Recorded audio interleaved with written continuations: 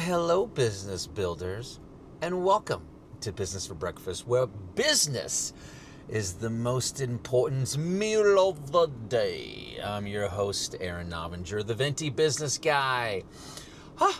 Our goal in this channel is to give you a ton of micro lessons to help you mind your own business. Hang out with me today as we drive and dive, where we dive into topics for every business owner, especially us mom and pop Venti shops, right? Today, we're still in our Biz Tax Crash Course 301. This is part 2. So let's buckle up and let's roll. All right. This section that I'm so excited about is really on our chart of accounts, how we organize everything, how do we categorize everything, what does that look like, okay? And so I told you guys, when you're done with this course, I'm not exaggerating, you'll be smarter than 90% of the accountants that do your work, okay? I'm just telling you, man, I'm giving you guys a full course on this stuff, okay? All right. Let's talk about section 6, which of course we talked about before. This is the specifically on the chart of accounts and how do we categorize everything, okay? We have to understand, managing our small business means that we have to track and continue to track every dollar that comes in and that goes out. You guys know at the practice, I joke all the time that Rebecca is the dollar general, and I always say she's the general of every dollar that comes in and out of the business, right? And we know that we've got to record it, but where does all this go, okay? It goes in something called a chart of accounts, okay? A COA, right? It really is the backbone of your entire financial ledger, okay? And we're using computers, so we'll call them software or systems, right?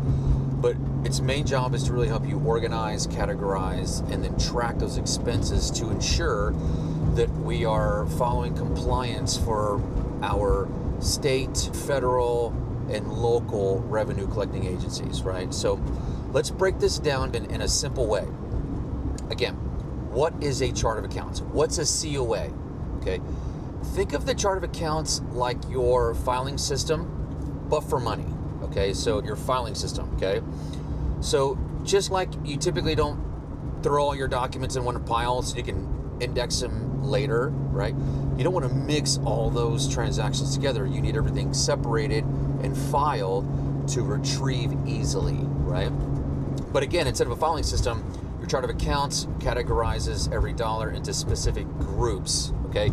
So you can see where your money is coming and going based off of the group or type of transaction that is, okay? The chart of accounts is really structured like a list of all your financial accounts, but they're like for your business, right? And it's really divided into 5 main categories, okay? So your chart of accounts is divided into 5 main categories. Again, your assets, okay? And that's what we discussed in the last section. That's what the business owns, right? That's the cash, the accounts receivable, and your inventory, okay? Then the second part of the COA is your liabilities, right? That's that's our loans, credit cards, lines of credit, unpaid invoices, blah-de-da-da, blah-de-da. Then we move into the equity. That's the third piece of the chart of accounts. Remember, that's the ownership stake in the business, and that typically is comprised of the owner contributions and the retained earnings, okay? And then the kind of next section is going to be based off of, and it's going to be revenue based, okay? That's your income, and that's typically the money coming in from the sales of services, whatever your plate number 1 trade really is.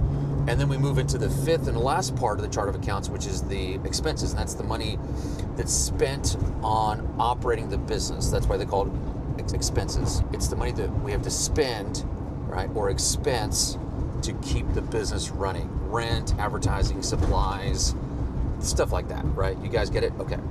Common business accounts. We'll do this kind of high level. Okay, where does the money go?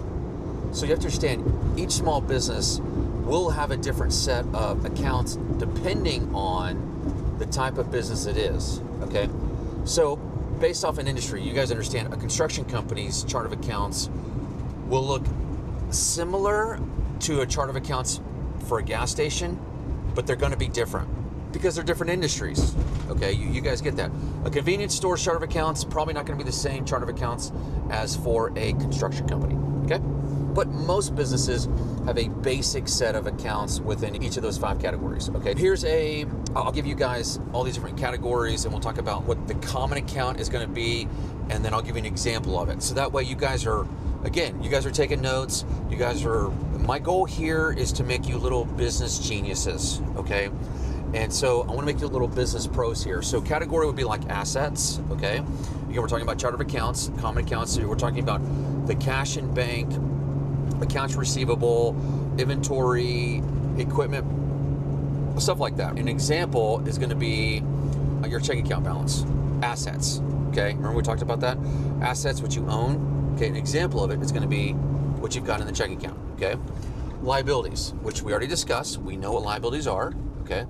And again, high level, credit card, debt, loans, accounts payable, stuff like that, okay? But an example is going to be the business credit card balance, okay? That would be, because remember, if you pay it off every month, it's not a liability.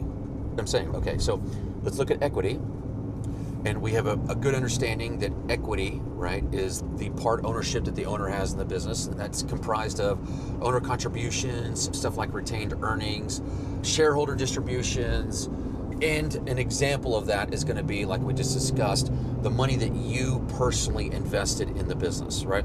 That's going to be equity in the business. And we discussed how we categorize that if we're a sole prop versus an S corp, right? But you guys understand this, okay? We're talking about chart of accounts, okay? Revenue. Remember, this is the income. Examples, revenue from sales of the product or service that we have. Other income, right? That's all part of the revenue.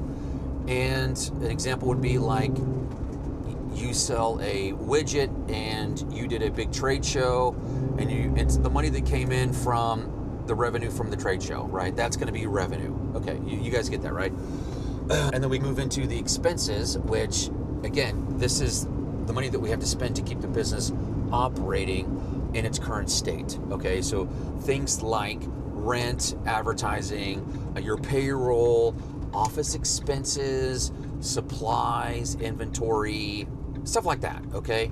And again, what is this? It's just a cost to run your business. That's all this is, okay? So if you buy a laptop for your business, you're gonna record that under assets, and then more specifically, equipment, okay? So top level asset, one of the 5, right? But then more specifically, what is it? Second line down, it's equipment. Okay, cool. So if you pay for regular Facebook ads to advertise your biz, okay, cool. That goes under expenses and then advertising, okay? Great, so high level expenses, then advertising. Cool? Okay, so again, why is the chart of accounts important to you? First, it keeps your financials organized, okay? Knowing where your money goes, first of all, how in the world could you possibly balance or do anything if you don't even know where your money goes? That really makes no sense, okay? So obviously, we've got to stay organized so we can continue to pay the bills. Like, hello, that doesn't make any sense, okay? But also, your freaking accountant is gonna love you, okay? Like, literally love you, okay? So for you, individually, if you guys can be real careful about making sure, and I always say this, you want to slow down to speed up, okay? You want to slow down to speed up. So slow down so that way you guys can go quicker down the road, okay? So slow down and categorize your expenses so that way you can extrapolate the data you need to make informed decisions, but also you're going to be helping your accountant out big time, okay? So it absolutely improves and saves you money in tax prep because most accountants charge you by the hour. So if you can put all this stuff together, you probably can cut your tax bill in half, at least by half, if you prepare everything for them. But also, it gives you a very clear picture of where you're spending your money.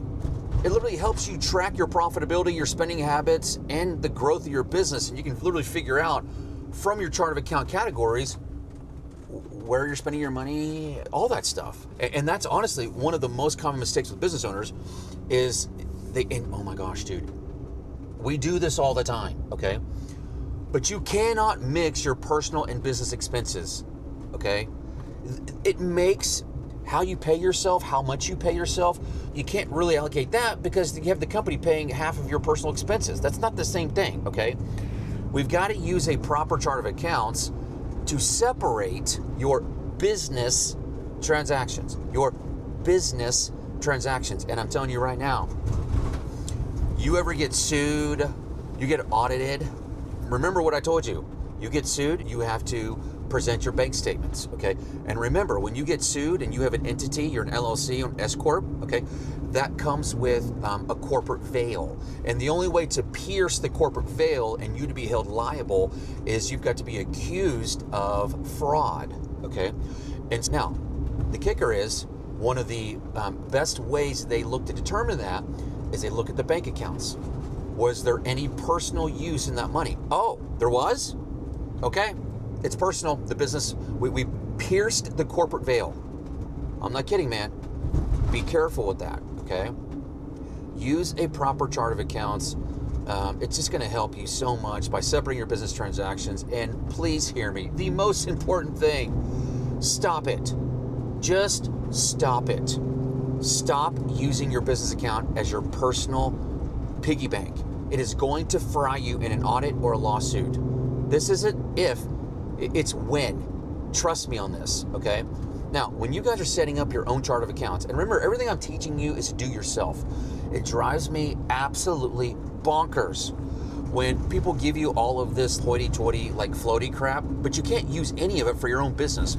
I think you guys understand. You've been watching me enough that every word that comes out of my mouth, I'm hoping that you, as an entrepreneur or a mom and pop venti shop, can take this, and today you get like 1% better in your business, right? So when we're doing our software, look, there's some great ones out there, okay? QuickBooks is great, to be honest with you. Intuit, that owns QuickBooks, took a page from the pharmaceutical industry and basically decided to market their software directly to their customer. So you basically have this dichotomy in the industry where the accountant typically doesn't want to use QuickBooks, but the business owner makes them use QuickBooks because that's what they've been told to use, because Intuit has spent billions in branding themselves that it's the only option. But there's Xero, there's FreshBooks, there's spreadsheets, right? And spreadsheets, oh my gosh. Like, we've got some really great little templates that we can basically share with you guys. And again, the thing is, when you're small like that, do it yourself, right? If you've got this little tiny, basically townhome, and it's like 2 strips of grass, okay, you can pay a lawn service, but you can just as easily do it yourself, okay? When we're talking about software, right, we have an idea, right? But you have to understand, each business industry, and by the way, you can find that with Google. You can Google construction, standardized industry chart of accounts, construction. Standardized chart of accounts for gas station. You can Google this stuff, guys, and trust me, it's going to give it to you, right? And the other thing, when we're talking about this, is making sure that we review. So look at the software. Let's make sure we build a proper chart of accounts. And then most importantly, review the data. Duh, okay? So I think we can high level understand our chart of accounts really organizes our transactions into high level categories, right? And it's the categories is going to be your assets, our liabilities, our equity, our revenue, and our expenses, okay? And then having a really good structure of your chart of accounts makes tracking your finances and consolidating the data for your accountant, it's just going to make it easier to do both of those, okay? So it's very important we get that. Okay, let's move into section 7, okay? And this is going to be specifically on journal entries and what we always call T accounts, but it's really, and I'll walk you through all of this, okay? So think like journal entries. As a small business owner, typically you don't really need to be an accountant to do what we do here. And remember, we're talking about accounting, like accounting as in accounting. Yes, there's degreed accountants, but there's also accountants by experience. And so when you're small, remember we talked about this, 40,000 or less when it comes to profit, probably doing this yourself, okay? And again, you can do it yourself and you can outsource it. But regardless of doing it yourself or you're outsourcing it, the key is you got to understand how the money moves through your business, okay? That's where your journal entries and your T accounts come into play, okay? And these are just tools. Remember, everything we're talking about is a tool, okay? It's just a tool.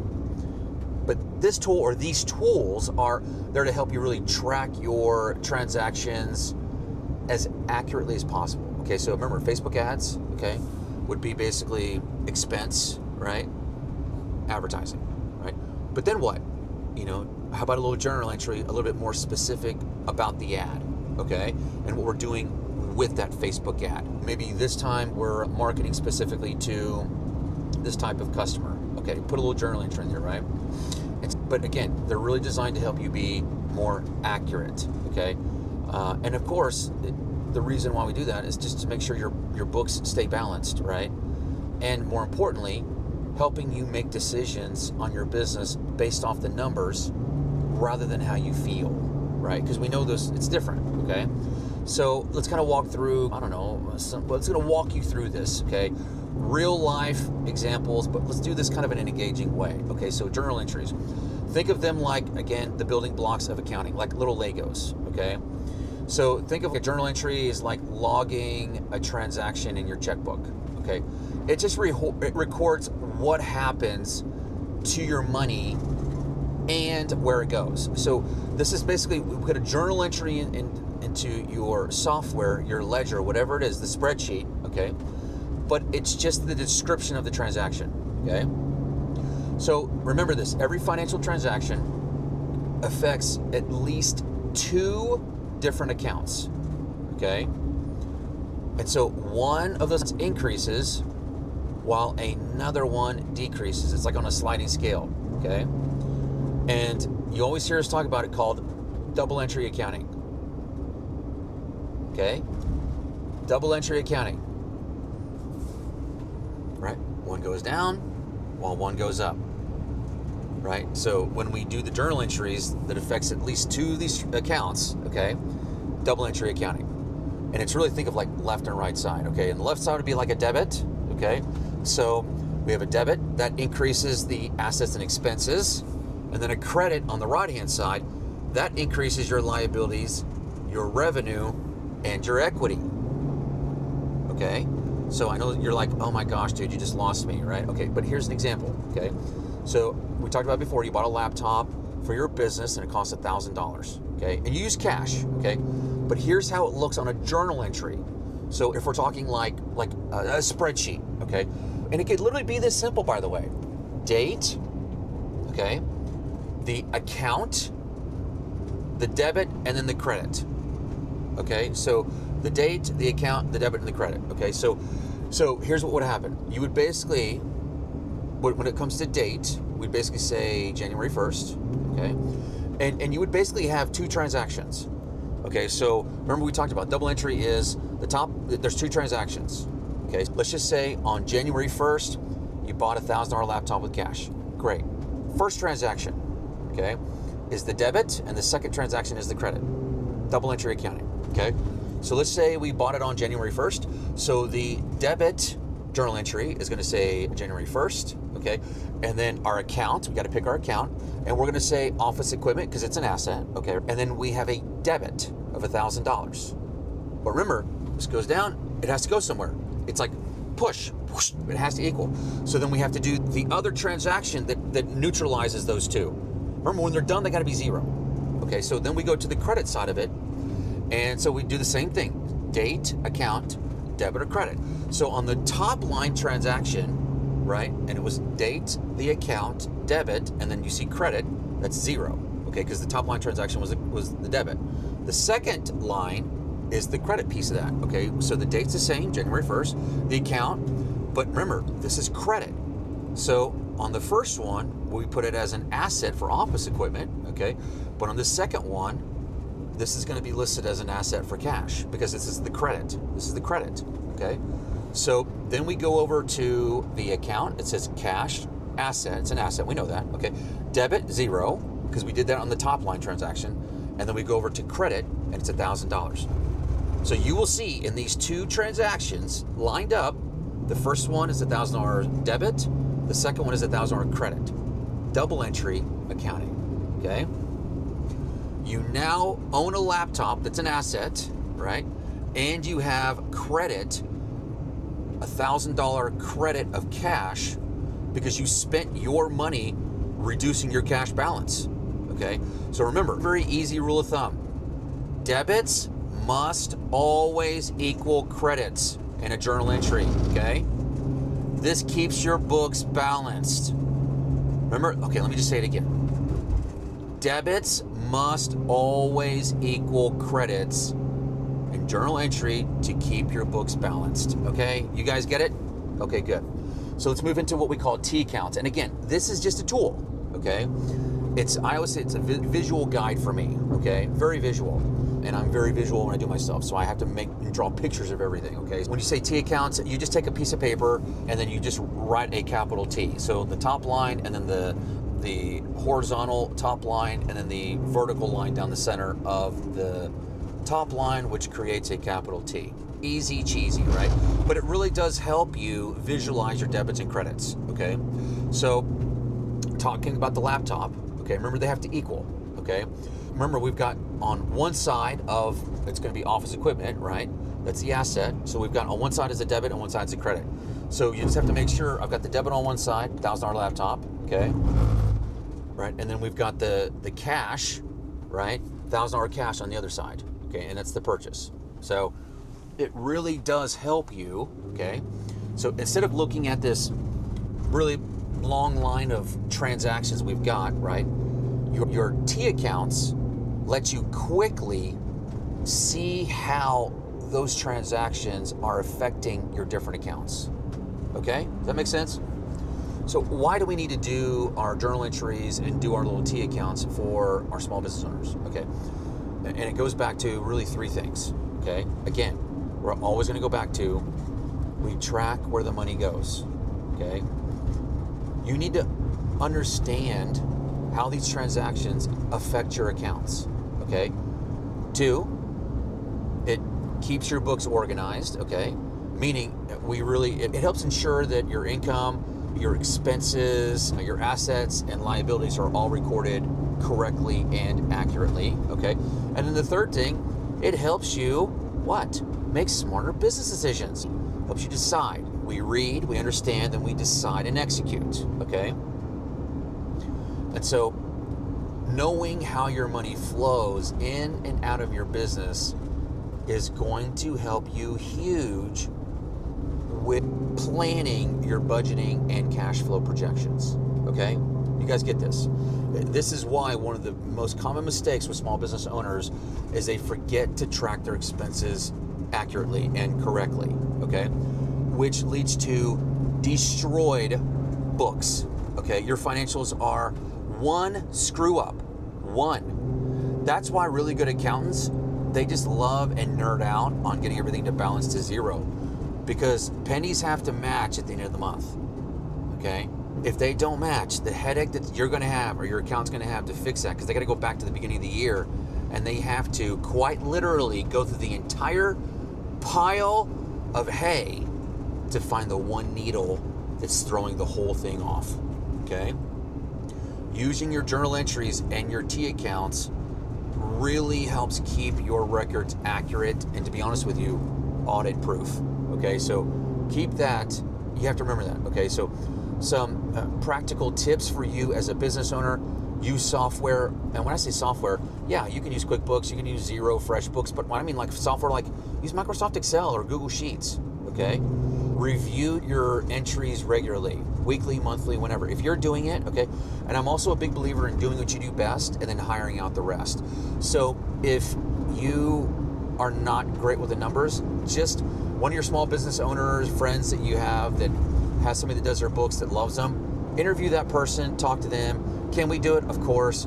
But again, we're not a one-stop shop. There's a certain type of accountant for every type of business owner, okay? And there's enough business for everybody, right? So just make sure you're reviewing your stuff regularly with yourself, your business partners, or your accountant, okay? And then really understand those basic transactions, okay? Even if you don't have an accountant, right? Knowing the basics to journal entry is going to really help you spot those errors and honestly make better financial decisions, for just being honest, okay? Everything comes back to better financial decisions, better decisions. Think about it. I just filled up with gas, okay? If my gas gauge wasn't reading full and was reading 3/4 full, am I going to be making decisions on how I drive this vehicle based off of the fuel tank? Of course. And if it's reading wrong, is that going to affect how I drive this vehicle? Of course it is, okay? So you gotta remember, it's that important that it's that accurate. But here's some final takeaways, okay? And remember, we're gonna keep it simple. And honestly, everybody's like, KISS, keep it simple, stupid. Okay, let's just keep it smart and simple, okay? So let's just change it from stupid to smart, okay? It's still KISS, okay? Keep it smart and simple. So every transaction has a debit and a credit. Easy cheesy, right? Journal entries, we record every financial activity. All right, cool, we get it. And again, what did I tell you? You can literally have four columns when we do it, when I described earlier, okay? Those T accounts on your T page really help you visually track your account changes, okay? That's a biggie. Understanding these tools, once again, helps you as the business owner make better decisions to run your business, okay? We always remember that, right? With this knowledge, and every time you hear something and you take some more notes, you're gonna feel a little bit more empowered, a little bit more knowledgeable, a little bit more confident in this topic, okay? You will definitely start feeling more and more in control of your books, right? But again, the whole purpose of this is to help you mind your own business and make better financial decisions on your business, okay? And again, you need to be working with an accountant who has the same mindset that we do. The only way that we're gonna be in business 20 years from now is to make sure you're still in business 20 years from now. You come first. This is so simple. I don't understand why most accounting firms don't operate like this, but it is what it is. It's just better for us. But let's move into our next section. Okay, so if we're keeping track, this is our third section. We did 6, 7, now we're moving into 8, okay? And again, this is the 8 out of 15 sections out of the 301 Biz Tax Crash Course that we're working through here, okay? So now let's talk about our financial statements and what that looks like actually real world, and what these transactions do and how they affect your business, okay? And again, understanding the statements is one thing. Seeing them work in your business is another thing. You guys get that? Most small business owners see their financials, they know how to read them, but they don't actually get a chance to see how they work by changing based on the data in the financials, okay? But you gotta remember, as a small business owner or a solopreneur, okay, every transaction you make changes your financial statements. Every single one of them. Every single one of them. So whether you're investing in your advertising or buying your equipment or making a sale or whatever, selling a service or whatever, your financial statements adjust literally in real time. Literally in real time, okay? And we're gonna break down a real world example and show you how these transactions affect your profit, loss, and your balance sheet, okay? So pretty cool, okay? So again, we're gonna walk through a little step-by-step scenario here, okay? So you just started a small business, right? You invested $1,000 of your own money in your business, okay? And you spent $250 in advertising, okay? You bought some Facebook ads, and then you made $5,000 in sales. Come on now, fantastic, you know?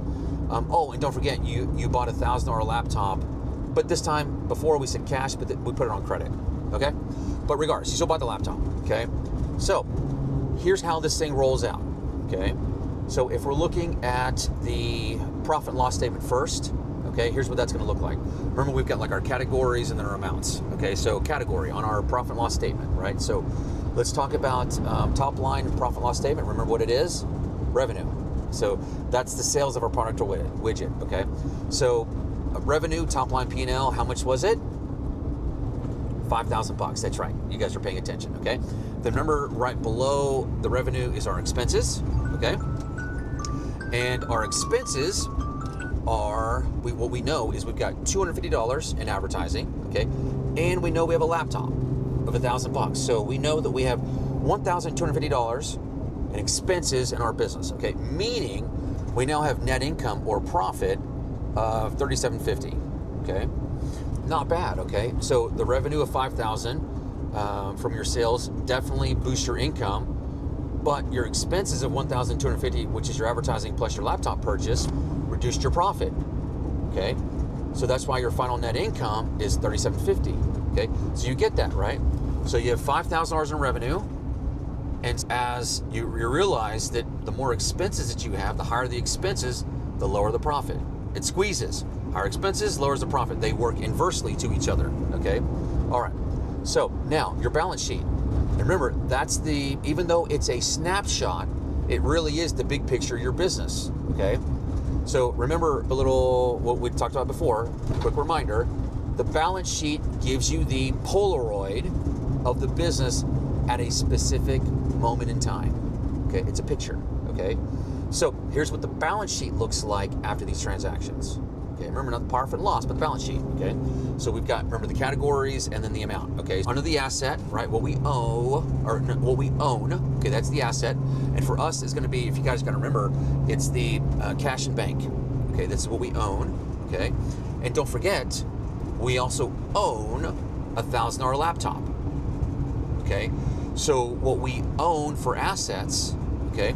Actually, cash in the bank was our, right now, because of the expenses of $3,750, right now, for this example, cash in bank, call it $5,000, $5,700, okay? Laptop that we purchased, $1,000, okay? So we've got basically $6,700 in assets, okay? That's what we own. Money in the bank and assets that we own, things that we purchased, okay? Now, liabilities. But we put that laptop on a credit card. Okay, so the credit card, we didn't pay cash for that, if you remember. On this example, we put on a credit card.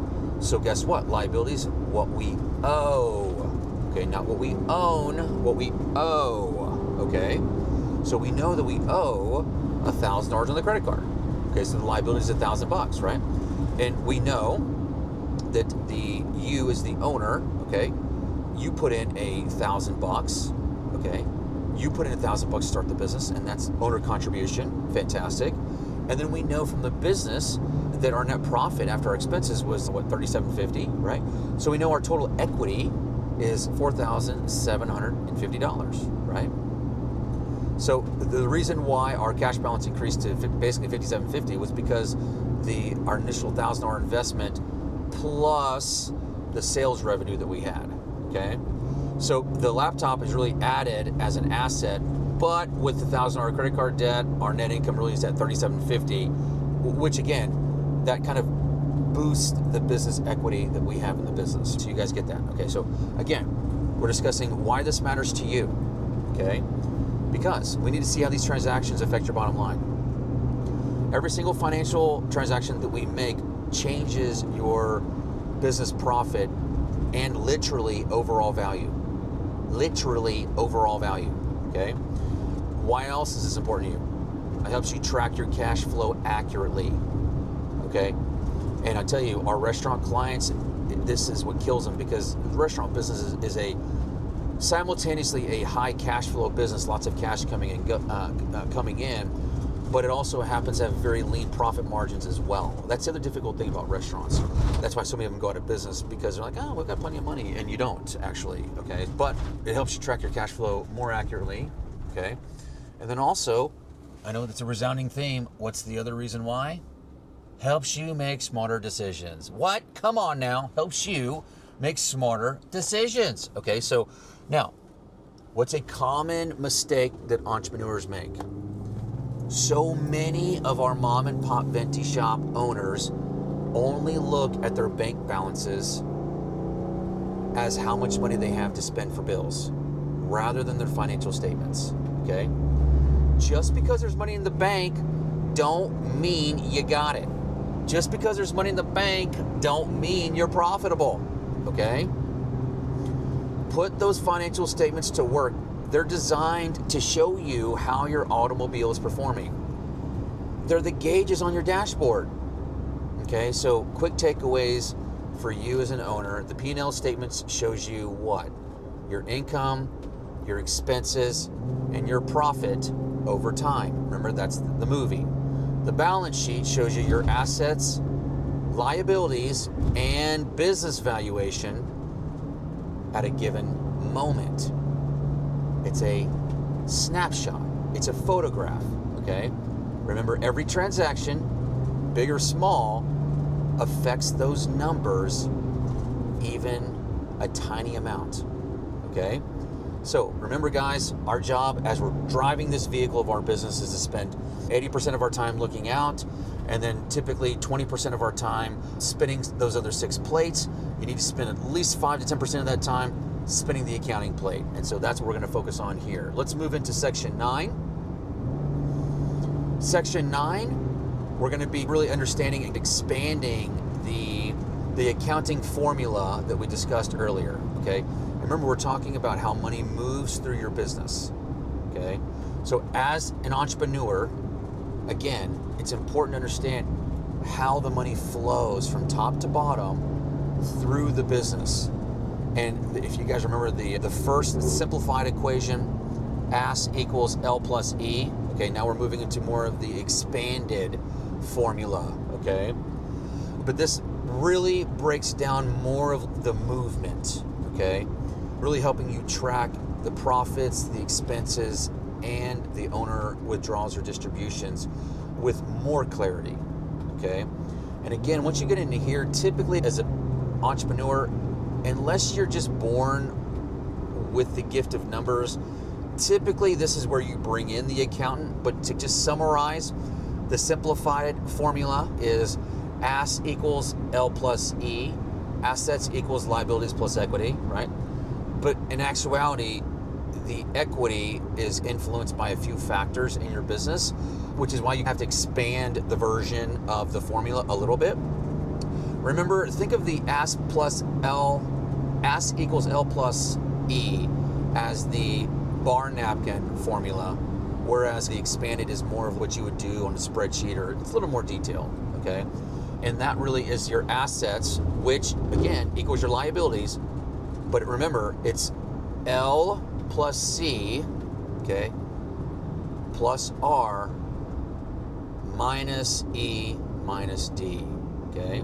So your assets equals your liabilities plus your capital, okay, plus your revenue, okay? But then you have to pull from this transaction, this formula, your expenses and your distributions, okay? And then what you're left with is your true asset number, okay? This really does, if we're talking about like Bob Ross paintings here, okay, it really does paint a full landscape of trees and rivers and all this magical stuff. I know right now you're seeing that beautiful curly hair and those trees like, oh my gosh, I see it like yesterday, okay? But really this expanded like landscape painting we're looking at here is really designed to give you what? A more clear picture of really how your business is doing, how it's growing or shrinking. So we'll break this down kind of step by step, right? So again, assets, what you own, okay? And again, it's your cash, your inventory, your equipment, and your like accounts receivable, okay? Then we've got our liabilities, right? Which this is what we owe, okay? And again, this is our loans, credit cards, lines of credit, unpaid balances, stuff like that, okay? Then we've got our capital, okay?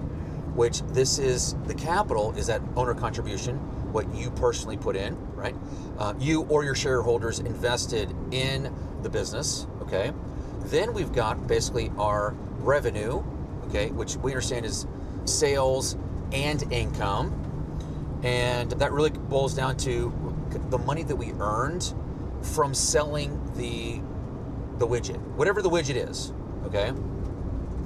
Then don't forget we have our expenses, and this is the money that it takes to run the business, right? Then finally, distributions. That's owner draw. That's the money withdrawn by the owner or the shareholders for themselves, okay? So, quick example, you started a business with $5,000, you had $10,000 in sales, you spent $4,000 on expenses, and like you withdrew like $2K for personal use, okay? What's that formula look like? If we use the formula, the expanded formula, right? So assets equals liabilities plus the capital, which is $5,000, plus the revenue, which is $10,000, minus the expenses of $4,000, and minus the distributions of $2,000, okay? That's how that thing works, right? So now, why this equation matters to you?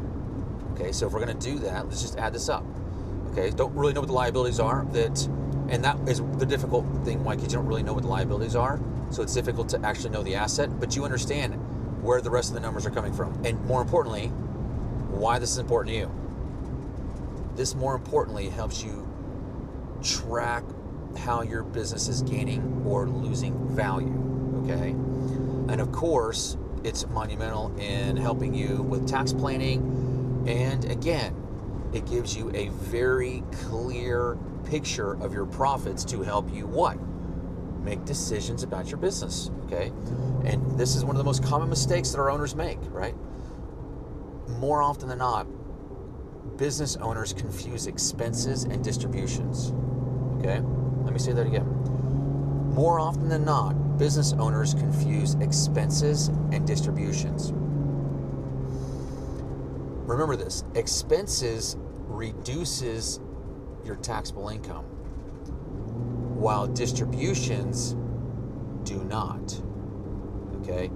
So remember, distributions is what you take for personal use, okay?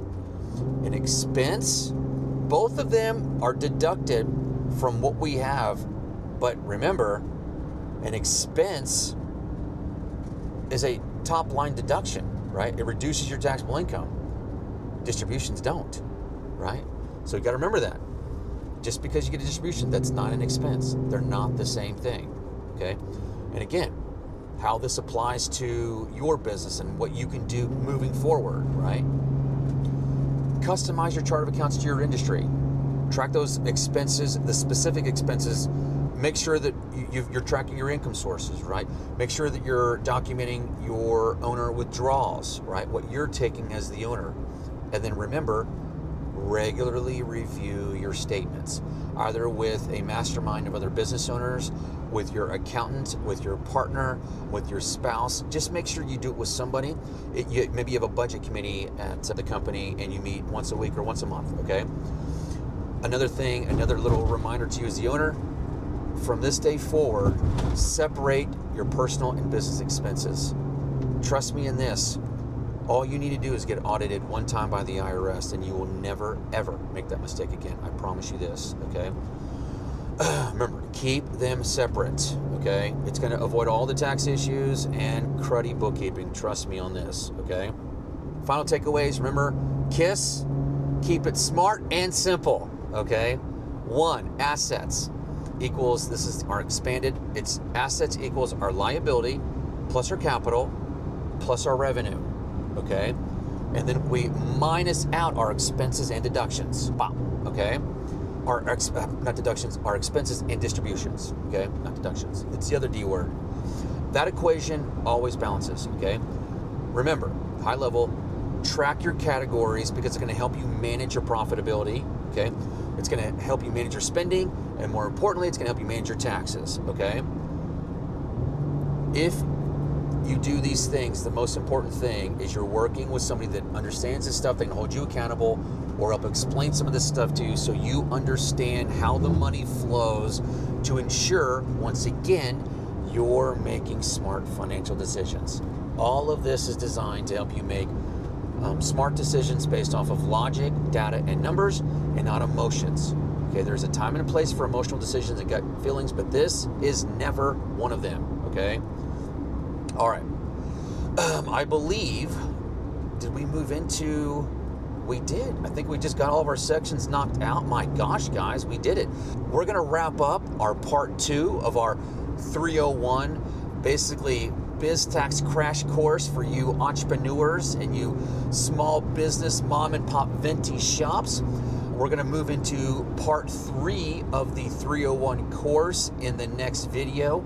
With that, I'm gonna wrap up, and guys, you know what time it is. It's time to get to work.